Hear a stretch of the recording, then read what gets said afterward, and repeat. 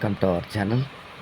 కర్నూలు జిల్లా కలెక్టరేట్ ఎదుట అంబేద్కర్ విగ్రహం కాకుండా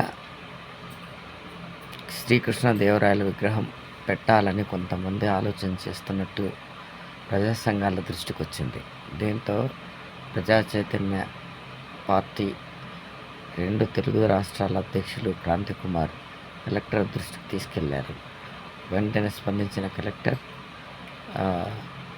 అక్కడ రాజ్యాంగం ప్రకారం, చట్టం ప్రకారం ఎవరి విగ్రహం పెట్టాలో వారి విగ్రహం పెడతామని చెప్పేసి హామీ ఇచ్చినట్టు క్రాంతి కుమార్ తెలిపారు.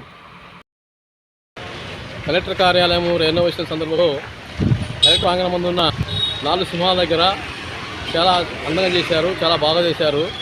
అయితే ఇక్కడ ఏంటంటే 4 సింహాలు అయితే అశోక చక్రవర్తి గారివి. అశోక చక్రవర్తి యొక్క శౌర్యానికి, త్యాగానికి ప్రతిఫలంగా ఉన్న సింహాలు ఈరోజు వేరే విధంగా అయితే ఆలోచన అధికారులు కాబట్టి వేరేది ఏంటంటే శ్రీకృష్ణదేవరాయల యొక్క కోట పెట్టాలని చూస్తున్నారు. అది కరెక్ట్ కాదు.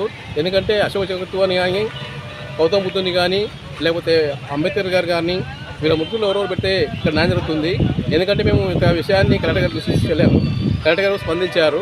ఈ విషయంలో కలెక్టర్ గారు అన్ని విషయాలు ఆలోచన చేసి న్యాయం చేయాలని మేము డిమాండ్ చేస్తున్నాం. పి క్రాంతి కుమార్, ప్రజాజన పార్టీ తెలుగు రాష్ట్రాల జనరల్ సెక్రటరీ.